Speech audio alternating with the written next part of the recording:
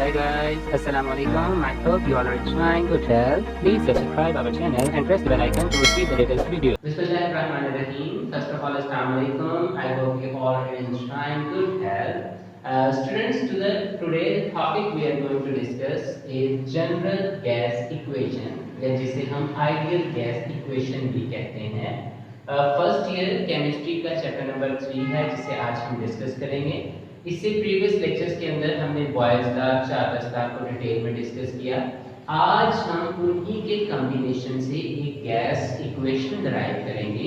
आज हम boils law, Charles law, Avogadro law, इनके कॉम्बिनेशन से एक इक्वेशन डराइव करेंगे जो हमें ये बताएगी कि हमारी कौन सी गैस आइडियल बिहेवियर शो कर रही है। ठीक है, आइडियलिटी। अब दैट इज व्हाई इसी चीज को हम आइडियल गैस इक्वेशन भी कहते हैं। वो क्यों कहते हैं कि ये आइडियलिटी की मेजरमेंट है कि कोई गैस कितने परसेंट, कहां तक, कितने हद तक आइडियल बिहेवियर शो करती है।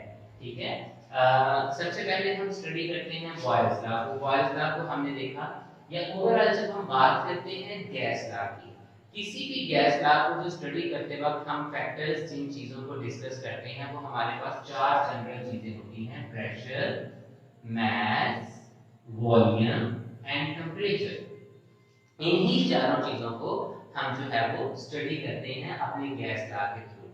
अब हमारा फर्स्ट लॉ जो था बॉयल्स लॉ, उसकी स्टेटमेंट क्या थी? उसकी स्टेटमेंट हमारे पास ये थी कि अगर हम अपने एक गिवन मास को, हमारा कांस्टेंट मास है, उसका टेम्परेचर भी हम कांस्टेंट कर देते हैं, then volume of the gas is inversely proportional to pressure.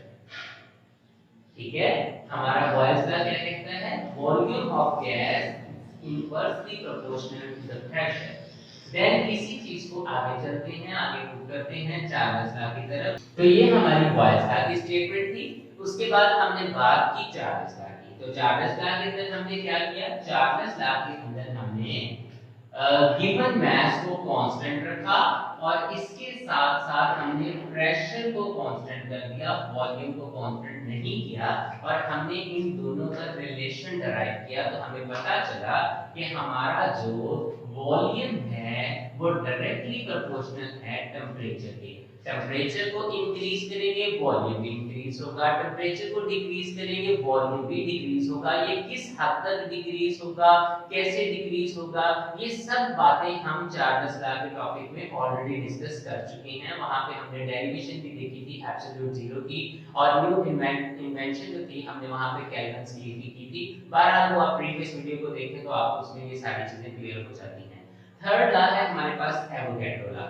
Avogadro law के अंदर हम बात करते हैं स्टैंडर्ड टेम्परेचर एंड प्रेशर के ऊपर। जब हम किसी भी गैस के वॉल्यूम को डिस्कस करते हैं, एक स्पेसिफिक बात करते हैं कि नंबर ऑफ मोल्स, अगर 1 मोल का हम वॉल्यूम मेजर करते हैं स्टैंडर्ड टेम्परेचर एंड प्रेशर पे, तो वो मोलर वॉल्यूम की एक वैल्यू जो गिवन आपको दी गई है फर्स्ट चैप्टर के अंदर आपने उसको स्टडी किया 22.414 डेसिक्यूबिक मीटर। तो उस तरीके से सर एवोगैड्रो ने हमें ये बताया कि जिस तरीके से आपके नंबर ऑफ मोल्स बढ़ेंगे, वॉल्यूम भी उसके डायरेक्टली प्रोपोर्शनल होगा और उसी हिसाब से, उसी रेशो से इंक्रीज करेगा।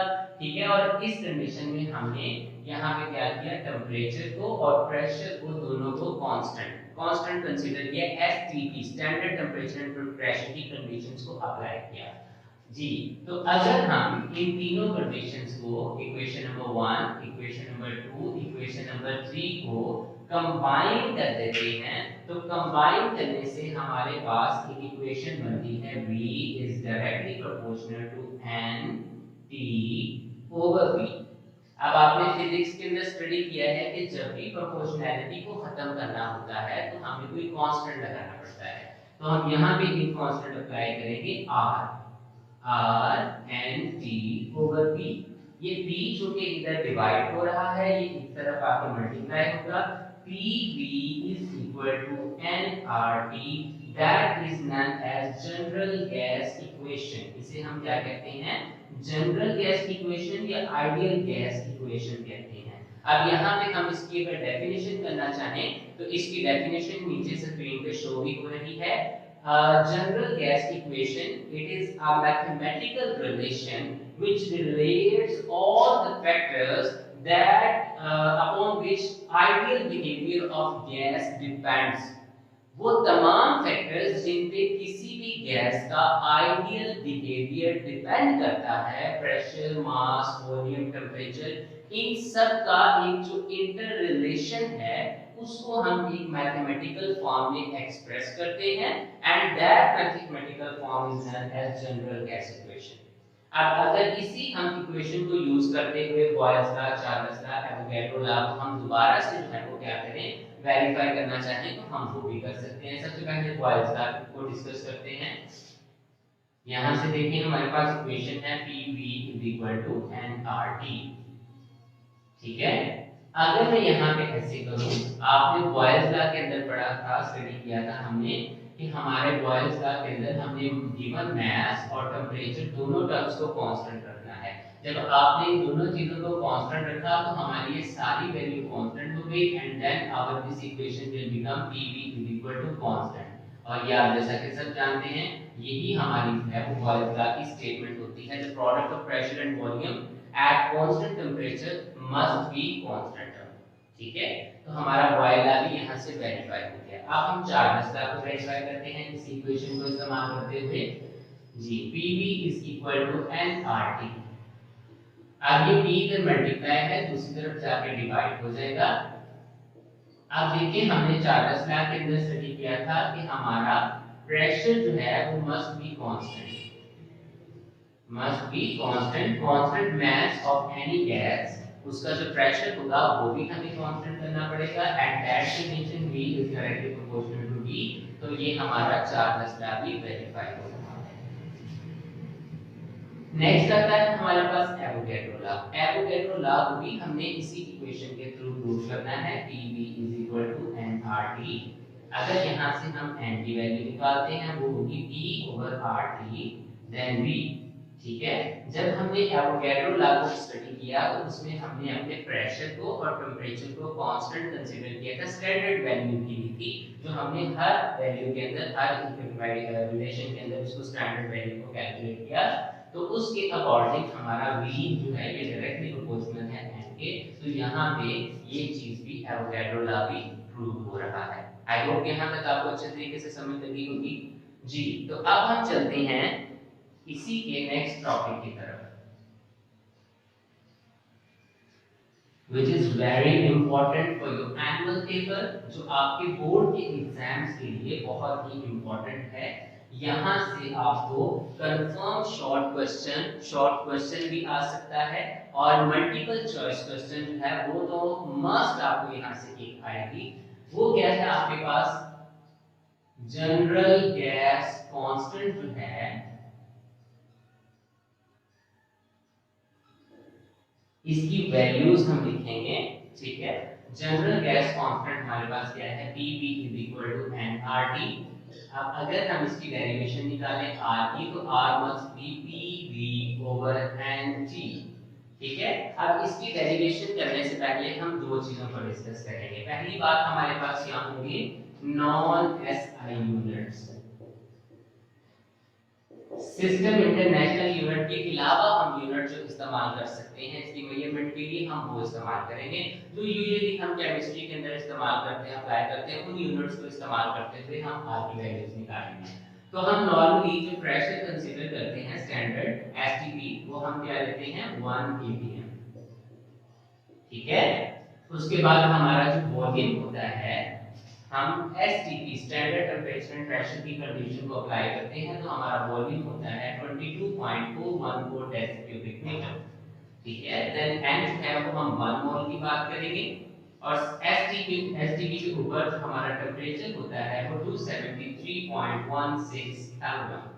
अगर इन सारी वैल्यूज को हम यहाँ पे पुट करते हैं तो R = PV/nT, that must be equal to 1 atm into 22.414 decicubic meter over 1 mole multiplied by 273.16 Kelvin।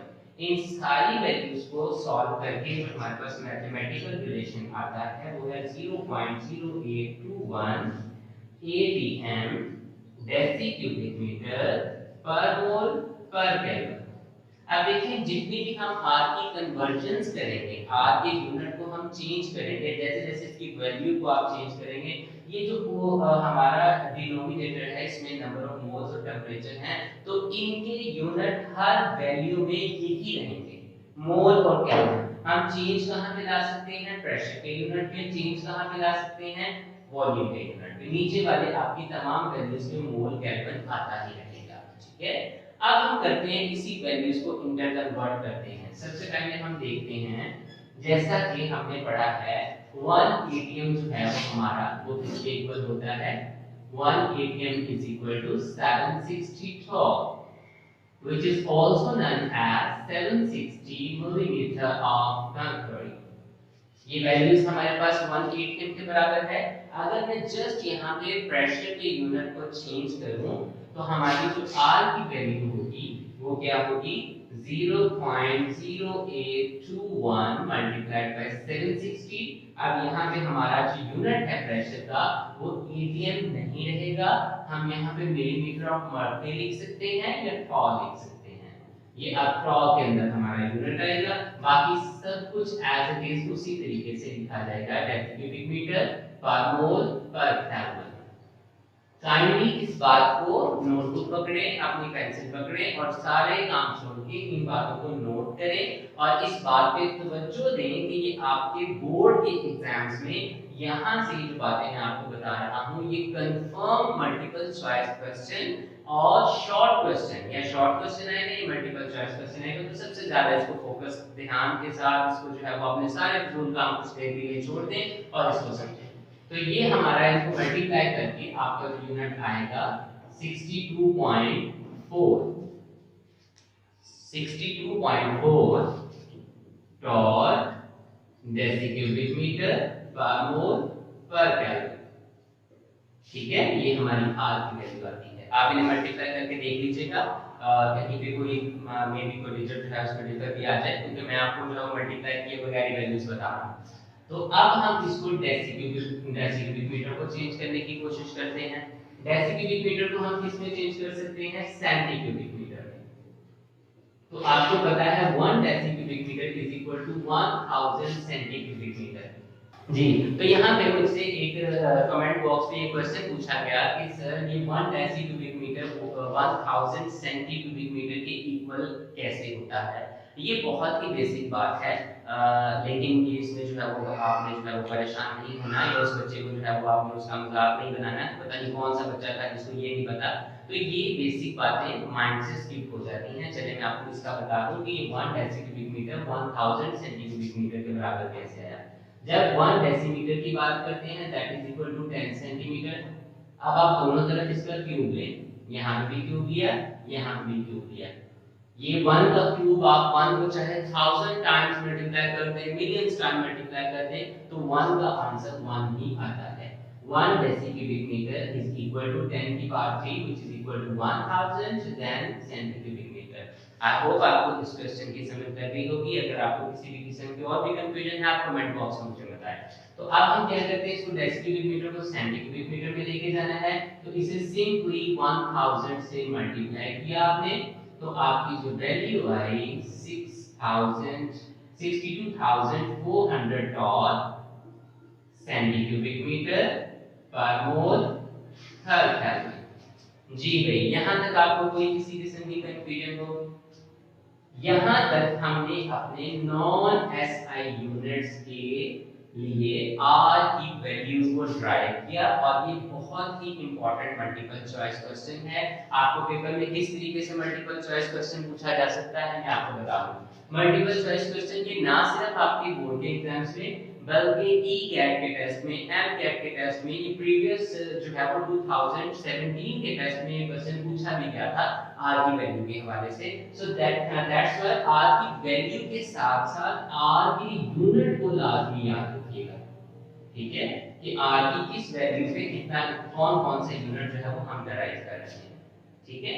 अच्छा जी, अब हम बात करेंगे एसआई यूनिट्स की। पहले हमने नॉन एसआई यूनिट्स की बात की थी, अब हम बात करेंगे सिस्टम इंटरनेशनल यूनिट्स में हमारी जो आर की वैल्यू है वो क्या निकलती है।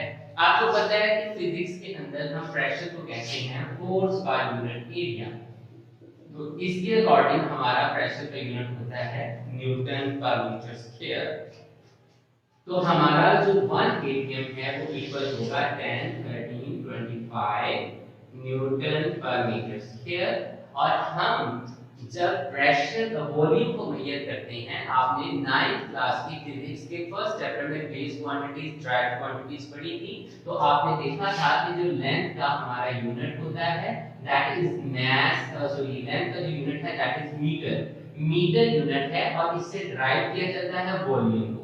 वॉल्यूम क्या है? Length multiplied by width multiplied by height. तो इसमें metre multiplied by metre multiplied by metre which is equal to metre cube. तो हमारा जो वॉल्यूम का यूनिट होगा according to system international unit that must be in metre cube. तो इसे हम मीटर क्यूब में कन्वर्ट करने के लिए सिंपली 1000 पे डिवाइड कर देंगे। सो हमारी वैल्यू होगी 0.22414 metre cubic. Number of moles हमारे पास कितने हैं? 1 मोल। टेंपरेचर कितना है? 273.16 केल्विन। अब इन सारी वैल्यूज को यहां पे पुट करो, ठीक है? अगेन पुट करते हैं, अगेन पुट करके हम देखते हैं हमारे पास R की वैल्यू क्या आती है। अब यहां पे प्रेशर की वैल्यू कितनी पुट करनी है? 10 13 25 न्यूटन पर metre square multiplied by 0.22414 meter cubic over 1 mole into 273.16 Kelvin। इन सारी चीजों को मल्टीप्लाई करके डिवाइड करके हमारे पास जो R की वैल्यू आती है वो आती है 8.3124 या rather 214। हमारी इनको जो सॉल्व करके मल्टीप्लाई करके 273 पे डिवाइड करके जो वैल्यू आई है वो है 8.3124। अब इसकी यूनिट पे गौर करिएगा, यूनिट पे गौर करना है आपने, यूनिट पे, ठीक है? यहाँ पे होगा न्यूटन अब पर मीटर स्क्वायर और ये मीटर क्यूब। आपने मैथ्स के अंदर बेसिक रूल पढ़ा था, when bases are same powers are added. अब इन दोनों की बेस सेम है तो पावर ऐड होके न्यूटन मीटर बन गए, ठीक है? उसके साथ साथ हमारे पास जो है ये आ गया न्यूटन मीटर पर मोल पर केल्विन, ठीक है? अब ये कौन सी वैल्यू है? दोबारा जरा गौर फरमाइएगा, सिस्टम इंटरनेशनल यूनिट्स में आर की वैल्यू। अब बहुत से बच्चे कंफ्यूज होते हैं कि हमारे जो न्यूमेरिकल्स हैं, न्यूमेरिकल प्रॉब्लम्स हैं, उनमें हम आर की ये वैल्यू इस्तेमाल करें या 0.081। तो याद रखिएगा मेरी बात को, इससे जो है वो नोट डाउन कर लें, कहीं पे लिख लें। आर की वैल्यू आपने हमेशा, जब आपको सिंपल वैल्यूज दी गई हो तो आपने हमेशा वो प्रीवियस वैल्यू इस्तेमाल करनी है, नॉन एसआई यूनिट्स वाली, जो कि केमिस्ट्री के यूनिट्स के अकॉर्डिंग है। अगर क्वेश्चन में आपको कहा जाए कि सिस्टम इंटरनेशनल यूनिट्स के मुताबिक वैल्यू कैलकुलेट करें, देन आपने आर के लिए ये वैल्यू इस्तेमाल करनी है, ठीक है जी? समझ लग गई आपको? चलिए ठीक है, फिर आगे चलते हैं। अच्छा जी, अब यहाँ पे देखें तो हमारा जो न्यूटन मीटर है ये 1 जूल के इक्वल भी होता है। अब आप पूछेंगे ये कैसे? तो चलिए फिर सबर करें, मैं आपको ये भी बता देता हूँ। आपने पढ़ा है work done is equal to F dot T. Work done का यूनिट जूल, इसका यूनिट न्यूटन, इसका यूनिट मीटर। नहीं आ गया कि नहीं आ गया? चलो आगे तो फिर लिखो। आर की वैल्यू हमारे पास क्या निकली? 8.3124 जूल पर मोल पर केल्विन, ठीक है जी? चलिए अब हम जरा बात करते हैं इसकी फर्दर कन्वर्जेंस की, इसको किसी और तरीके से भी कन्वर्ट करने की कोशिश करते हैं। 1 calorie is equal to 4.18 joule. चलो ठीक है जी। तो अब हम इसको किसी और यूनिट में भी कन्वर्ट करने की कोशिश देखते हैं। देखें, आपने एक कैलोरीज यूनिट भी पढ़ा होगा बायोलॉजी के अंदर। आप देखते हैं ना, कार्बोहाइड्रेट्स आपको कितनी एनर्जी प्रोवाइड करते हैं? इतने कैलोरीज। प्रोटीन्स आपको कितनी एनर्जी प्रोवाइड करते हैं? इतने कैलोरीज। तो कैलोरी जो है उसकी वो भी हमारे पास जो है वो एक एनर्जी का यूनिट है, उसको कंसीडर किया जाता है। तो 1 कैलोरी जो है आपके पास 4.18 जूल के इक्वल होगी। तो इसे कैलोरी में कन्वर्ट करने के लिए हम क्या करेंगे? 4.18 पे डिवाइड कर देंगे। तो क्या करेंगे जी इनको? चलिए जी, आप कैसे कर रहे हो डिवाइड करके? जरा मुझे आंसर नीचे कमेंट बॉक्स में बताएं।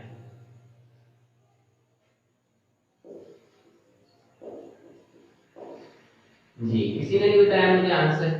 जी भाई, मैंने अभी आपको बोला था इसे डिवाइड करके बताएं, तो इसको डिवाइड करके हमारा आंसर आता है 1.98 कैलोरीज हर मोल पर केल्विन। आई होप यहाँ तक आपको ये टॉपिक क्लियरली अच्छे तरीके से समझ लग गया होगा। इससे नेक्स्ट छोटा सा हमारा टॉपिक बाकी रह गया, वो भी डिस्कस कर लें, ठीक है। उसके बाद हम अपनी आज की इस वीडियो को जो है वो कंक्लूड करेंगे और इससे नेक्स्ट वीडियोस के अंदर हम एवोगैड्रोस लॉ, डाल्टन लॉ, इन चीजों को डिस्कस करेंगे।